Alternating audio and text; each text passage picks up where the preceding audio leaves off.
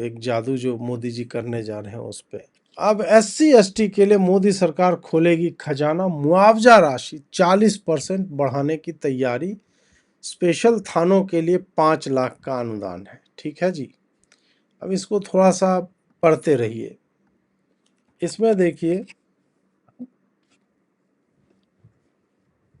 केंद्र सरकार की इसमें दलील है कि CPI में, समझ रहे बात, उपभोक्ता मूल्य सूचकांक में अब क्या रीजन दे रहे हैं कि महंगाई जो है ना वो बढ़ गई है, इसलिए मुआवजा भी जो है बढ़ना चाहिए। बहुत बढ़िया, सैलरी मिल रहा है ना उन लोग को। और SC ST वर्ग के लिए विशेष थाने और अदालतें गठित करने के लिए भी राज्य सरकारों को विशेष अनुदान इसके ऊपर से वो दिया जाएगा। इसमें जो होता है अभी तक अपराध की प्रकृति, मतलब किस तरह का अपराध हुआ है, गाली गलौज किया है, क्या किया है, उससे लेकर के SC ST वर्ग के पीड़ितों को 85,000 से 8.25 लाख तक मुआवजा दिया जाता है। और ये यदि बढ़ जाएगा तो न्यूनतम मुआवजा कि आपने कुछ भी किया है तो 1 लाख किया जाएगा और अधिकतम वो 12 लाख हो सकता है। और थानों पर जो बाद में खर्च आएंगे वो संबंधित राज्य सरकारें उठाएंगी। आप ही बताइए कि हम लोग क्यों कमाते हैं? हम लोग इसी सब के लिए कमाते हैं। हम जो टैक्स देते हैं एग्जैक्टली इसी के लिए देते हैं। और आता है ना एक सड़ा हुआ लॉजिक कि क्या SC ST टैक्स नहीं देते हैं? किस बात का टैक्स देते हैं वो? नमक खरीदने का, टॉफी का, सड़क किनारे सब्जी लेने का? हम लोग नहीं देते वो टैक्स? हम भी तो देते हैं ना वो टैक्स। सड़क किनारे सब्जी का कोई टैक्स नहीं होता है। अनब्रांडेड नमक लेते हो किलो के भाव से, उसका कोई टैक्स नहीं होता है। गरीब है, गरीबों का कंजम्पशन कम होता है। तो जो मैं या एक मिडिल क्लास या जो भी है टैक्स पेइंग सिटीजन, जो एक्चुअल में जो सवर्ण है, और वो सवर्ण तो गरीब होते ही नहीं, मोदी सरकार तो ये मानती है, तो उसका कंजम्पशन तो ज़्यादा होगा ना। वो महीने में हो सकता है 10,000 खर्चा कर रहा हो हाउस होल्ड पे, और बाकी जो है जिस समुदाय को आप बोल रहे हो वो 2,000 खर्चा करती है। तो 2,000 पे रफ टैक्स 5% हम मान लें, कितना होता है?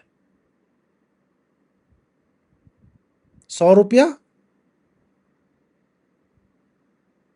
और 10,000 का 5% 500 होगा। तो हम 5 गुना टैक्स तो वैसे भी दे रहे हैं, और उसके बाद इनकम टैक्स देते हैं। तो ये जो बोला जाता है टैक्स तो सब देते हैं, बिल्कुल देते हैं, हम ज़्यादा देते हैं, बहुत ज़्यादा देते हैं। उस टैक्स के पैसे से हम सरकार से मांग रहे हैं कि EWS में जो आरक्षित वर्ग है उसकी फीस तुम माफ़ करो, उसका हॉस्टल फी माफ़ करो, कोर्स फी माफ़ करो, उसके फॉर्म का दाम ख़त्म करो। सरकार वो नहीं कर रही है। सरकार क्या कर रही है? 40% बढ़ा दूं क्या? 85,000 तो कम लगता है मित्रों, 1 लाख कर दूं क्या? इनका ये चल रहा है बढ़िया। हम साला कमा कमा के, घिस घिस के, घुट घुट के, रेंट दे दे करके मर रहे हैं। सीटें कम होती जा रही हैं, प्रमोशन में ओवर रिप्रेजेंटेशन हो रहा है SC ST OBC का। एक एक जाति जो है 4.5% उसका शेयर इन पॉपुलेशन है और 40% सीटें ले जा रहा है। वो उसको रैशनलाइज करने की जगह उल्टा और कह रहे हैं कि अच्छा सामान्य वर्ग तुम लोग गुस्सा हो क्या? काहे गुस्सा हो? ज्यादा पैसा कमा रहे हो, ठीक है बढ़ा देते हैं। 8 लाख मिलता था, अभी 12 लाख कंपनसेशन देंगे। 4%, 5%, 3%, 1% ऐसे कन्विक्शन है। एक आध स्टेट है जिसमें 14% कन्विक्शन का रेट है। सत्य पाए जाते हैं ऐसे मामले। And thanks to Modi ji इन 2018 उन्होंने जो जोड़ा है ना नए प्रावधान, अब कोई भी मुंह उठा करके जाके केस कर दे रहा है। कॉम्प्रोमाइज करो तो उसमें पैसा देना पड़ेगा आपको, नहीं तो अपना 2 साल 3 साल झूलते रहिए जब तक। और लोग तो 20-20 साल झेल करके बाहर आए हैं SC ST एक्ट में। और क्या पता मोदी जी के चक्कर में अभी हों लोग सड़ रहे हों जेल में, जो पता नहीं कब बाहर आएंगे, पता चलेगा कि ऐसा कुछ हुआ नहीं था। 40% बढ़ा रहे हैं, बढ़िया है। मतलब मैं उस लाइन पे बोलना नहीं चाहता, पर यह प्रश्न तो बनता है कि ये पैसा मोदी जी के पिताजी छोड़ करके गए थे, भाजपा वालों के बाप दे करके गए थे ये पैसे। दो ना, तुम्हारे पास 10,000 करोड़ बैंक अकाउंट में, तुम बांटो ना भाई SC ST में। हम क्यों कमा रहे हैं? सड़कें बना रहे हो, टूट जा रही है। हॉस्पिटल की स्थिति हम देख ही रहे हैं, मिड डे मील का तुम्हारा हमने देख लिया, स्कूलों की स्थिति जो है वो हमें दिख ही रही है। हम जो पैसे दे रहे हैं वो जा कहां रहा है? कौन से बढ़िया काम में लगा दे रहे हो? सवर्णों को केवल, मतलब इसका कोई लॉजिकल रीजन नहीं है दोस्तों। इसका केवल एक ही रीजन है कि हम सवर्णों से पैसा लेकर के अपने दलित, पीड़ित, वंचित, शोषित भाइयों को दे रहे हैं, बस मैसेजिंग है केवल इसका। एक तो मोदी के जेब से पैसा नहीं जा रहा है, एक तो वहां तो बढ़िया बात हो गई कि भाई मेरे जेब से तो नहीं जा रहा है, भाजपा वालों के भी जेब से नहीं जा रहा है। Their popularity is the at all time low, narrative में वो न्यूनतम स्तर पे हैं अभी। तब उन्हें लगता है कि यार सवर्ण तो हो सकता है मानेगा ही नहीं, या पॉलिटिकली अभी वो अच्छा नहीं रहेगा कि सवर्णों को हम अपीज करने जाएं। जबकि मेरे पास 10 ऐसे आइडियाज हैं जिसमें किसी को भी बिना बुरा दिखाए या उनके अधिकारों को रोके तोड़े बिना आप इस ग्रुप के लिए बहुत अच्छे अच्छे प्रावधान ला सकते हो, जिससे किसी को चिंता नहीं होनी चाहिए। बट वो आप करोगे नहीं, इसलिए मैं बताऊंगा नहीं। तो इन्हें लग रहा है कि नहीं यार, वो लोग नाराज हैं, वो तो नाराज ही हैं, SC भाइयों को जोड़ लेते हैं। तो नॉन जाटअप तुमसे खिसका है ना, बसपा फिर से एक्टिवेट हुई है।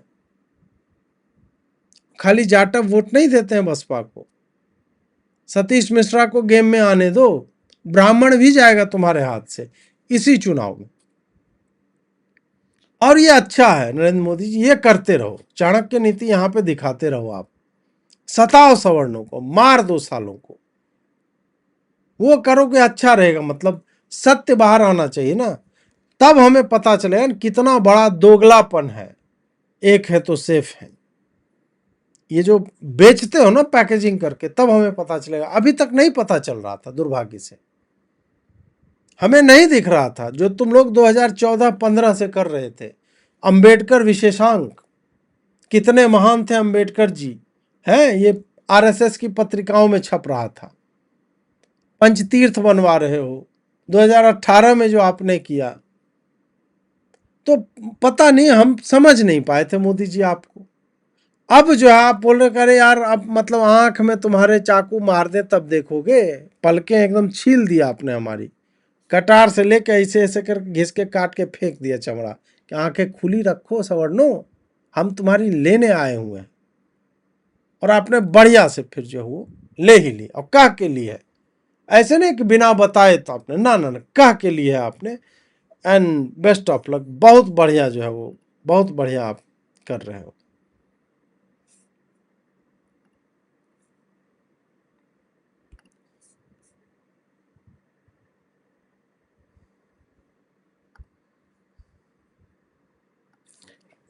देखिए मतलब क्यों मैं, जब आप कहो ना इतना उग्र का, देखिए प्रकाश राज ने कल पोस्ट किया है, प्रकाश अंबेडकर ने, आजकल कंफ्यूज हो जाता हूँ। Reservation in private sector, yes you read that right. नहीं नहीं प्रकाश भाई, एक नंबर का बात आपने किया है, और ये शीघ्र ही भाजपा आपकी जो है वो पूरी करेगी। 2028 आने दीजिए, अभी नहीं, या कोई ठीक नहीं है, यूपी इलेक्शन के लिए भी हाथ पांव मारने के चक्कर में ये करेंगे। होते दिख रहा है कि नहीं नहीं, हम जो है अनाउंस कर देंगे कुछ कुछ ना कुछ तो ये होगा ही। बोल देंगे कि नोएडा वोएडा में जो यूपी के अंदर है, सब में प्राइवेट कंपनियां इतने लोगों को तो कम से कम रखे ही। और Unknown fact about my father, Bhaiya Saheb Ambedkar. Bhaiya Saheb was owner of 3 cement factories till 1936 and refurbished the Juhu airport runway. Bhaiya Saheb was financial backbone of his father. वाह, ये जो है 2023 में ये लिखा गया प्रकाश अंबेडकर के द्वारा कि इनके बाबूजी जो थे वो इनके दादा के फाइनेंशियल बैकबोन थे। हालांकि इनके दादाजी को पढ़ाने में जो है एक महाराज थे, राजा थे, शियाजी क्या नाम था उनका, गायकवाड़, और उनके जो टीचर थे उनका बहुत बड़ा हाथ था। बट बाद में लेटर स्टेजेस में 3 सीमेंट फैक्ट्री इनकी चलती थी और गरीब तो बहुत ज़्यादा थे। पानी पता नहीं पीते थे कि नहीं, ये थोड़ा सा देखना पड़ेगा। तो ये हैं इनके उद्गार कि भाई नोट करके रख लो, आ रहे हैं नीलांबरधारी।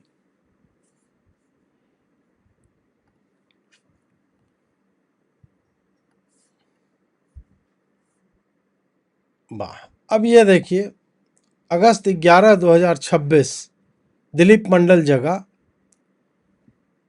कि मोदी जी के रहते आरक्षण को कोई हाथ नहीं लगा सकता। ये मतलब इनका बेस्ट स्टेटमेंट आया है इन लोगों की तरफ से, सबसे बढ़िया स्टेटमेंट कि मोदी जी के रहते अब कोई माय का लाल, किसी का बाप, ये सब जोड़ना भूल गए। वो मोदी जी के मंत्री ऐसा ज़्यादा करते हैं, ठीक है।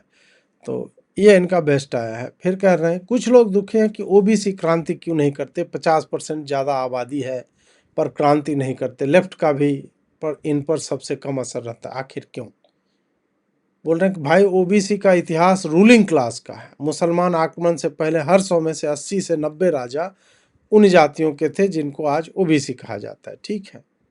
नंदपाल फलाना ढिमका जो भी है सारा नाम, मंदिर इनके, जलवा इनका, किसकी औकात थी इनका मंदिर प्रवेश रोकते। और ये इन्होंने उसी दिन लिखा है। ओबीसी राजा थे, इनका पतन हुआ इस्लाम हमले के बाद, वे तो मुसलमानों के शासन में पिछड़ गए थे, इसलिए भरपाई हो रही आरक्षण से, ठीक है। ये भाजपा का आधिकारिक स्टेटमेंट है एक तरह से, क्योंकि ये सरकार के एडवाइजर है। वो आपको बता रहे हैं कि ओबीसी तो राजा थे लेकिन मुसलमानों के समय में थोड़े पीछे रह गए, इसलिए उनको आरक्षण दिया जा रहा है ओबीसी लोगों को। ये इनका लॉजिकल आर्गुमेंट है ओबीसी को लेकर के। भाई पिछड़ते पिछड़ते भी यादव तो नहीं पिछड़े हैं बिहार के, सबसे अधिक लैंड होल्डिंग यादवों की है।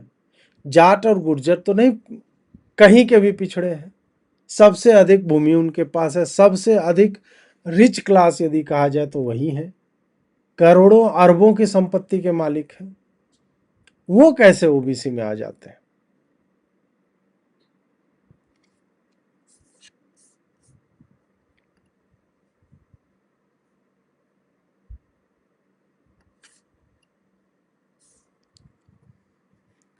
एक दिव्या जी लिखते हैं, एक अमीर और संपन्न दलित आदमी अपनी बेटी की शादी गरीब और बेरोजगार दलित लड़के से तो छोड़ो, गरीब सामान्य वर्ग के लड़के से भी नहीं करेगा। वो अपने से अधिक अमीर और रुतबे वाले को ही चुनेगा। तो समझो आज सिर्फ 2 जाति, अमीर और गरीब।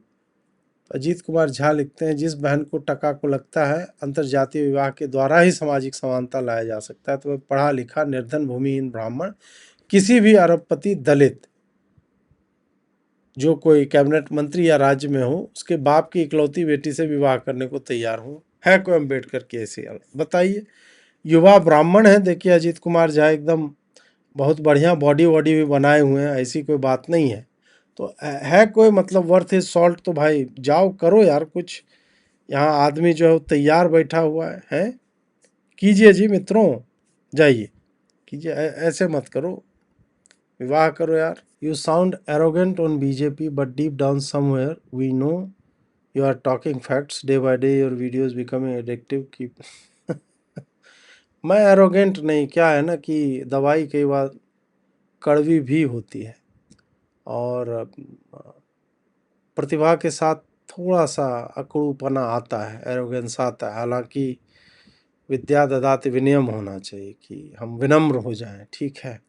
बट वो आदर्श स्थिति है। तो विनम्रता जो है मेरे में मोस्ट ऑफ द टाइम है, बट नैराश्य जब आ जाता है ना, तो वो आपको, नैराश्य जो है आपके विद्या को भी थोड़ा सा नकारात्मक रूप से प्रभावित करने लगता है। तो वो आपको दिखता है कि मैं इतना एग्रेसिव मैं क्यों हूँ? एग्रेसिव इसलिए हूँ कि आप आशा लगाते हैं किसी पार्टी से and they are screwing you over, वह समस्या है, और उस पर कोई चर्चा करने को तैयार नहीं है। तब आप इस तरह का टोन जो है आपका, और ये सडनली मैंने I have not flipped a switch, gradually इस तरह से ही जाने लगा है। फिर ये लोग सुधार अगर करने लगे, अब मुझे लगता नहीं है करेंगे, बट करने लगेंगे तो फिर लोगों का विश्वास वापस लौटेगा इनमें, और लोगों का विश्वास आने लगेगा तो आप ही जब पॉजिटिव होने लगोगे तो मुझे भी पॉजिटिव होना पड़ेगा उस हिसाब से।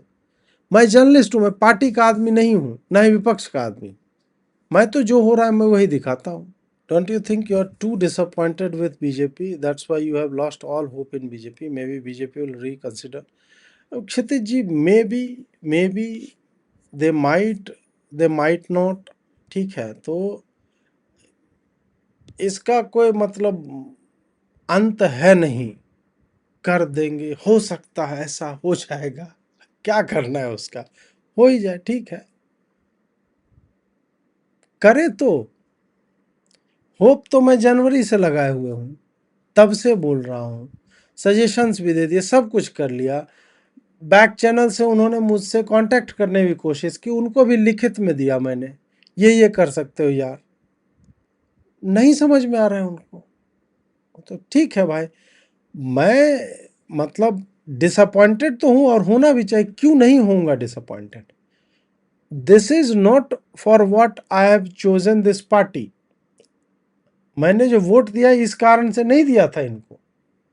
समाज में साला विद्वेष प्रधानमंत्री ही फैला रहा है ऊपर से, ये दलित पीड़ित के चक्कर में सबसे अधिक विभाजन पैदा करने वाले लोग मोहन भागवत, नरेंद्र मोदी है।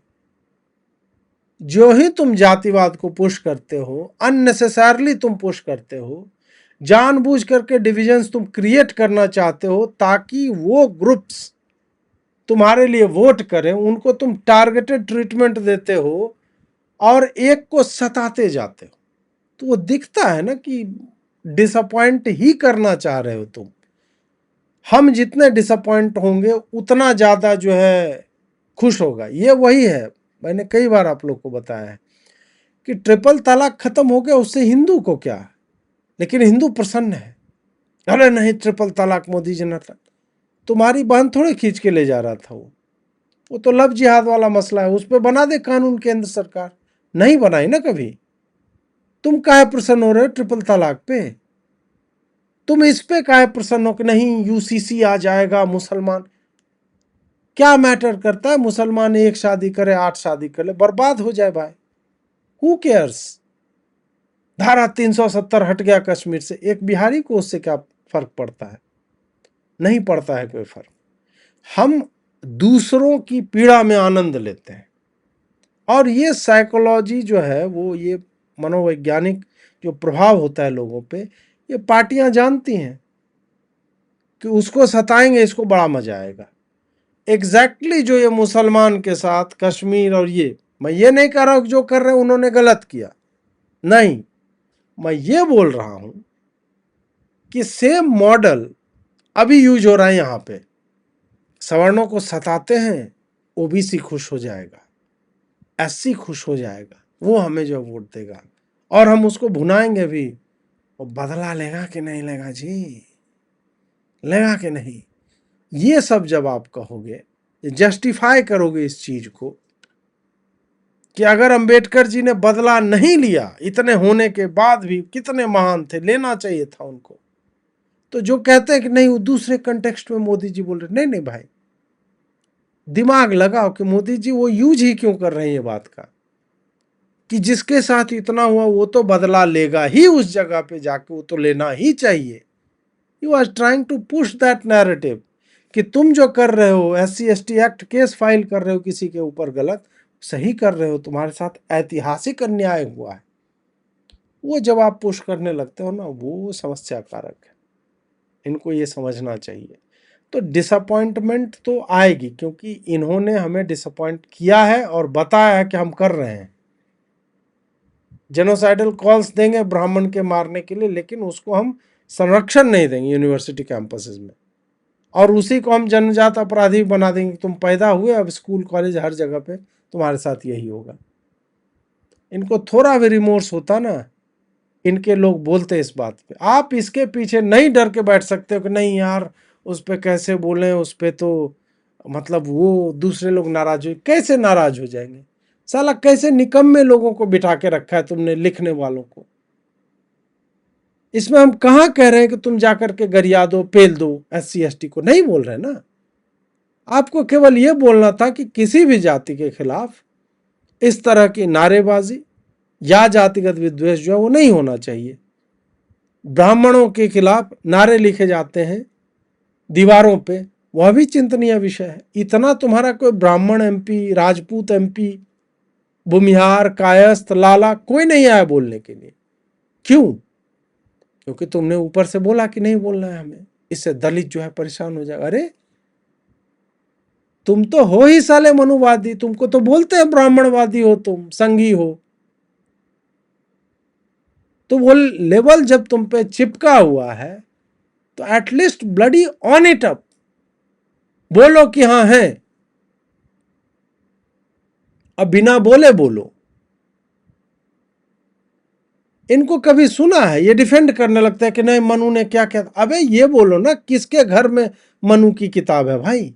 कौन चल रहा है मनुस्मृति से? और संविधान के हिस्से या हमारा जो लीगल प्रोसेस है वो क्या मनुस्मृति से प्रभावित नहीं है? पूरे विश्व के कितने संविधान इससे प्रभावित हैं, डायरेक्टली और इनडायरेक्टली, नोइंगली और अननोइंगली। क्यों? क्योंकि वही लॉजिकल कॉमन सेंस का एक डॉक्यूमेंट है। केवल मनुस्मृति नहीं है, अलग अलग स्मृतियां हैं, विदुर नीति है, चाणक्य नीति है, ये सब भी अप्लाई किया जाता है स्टेट क्राफ्ट में।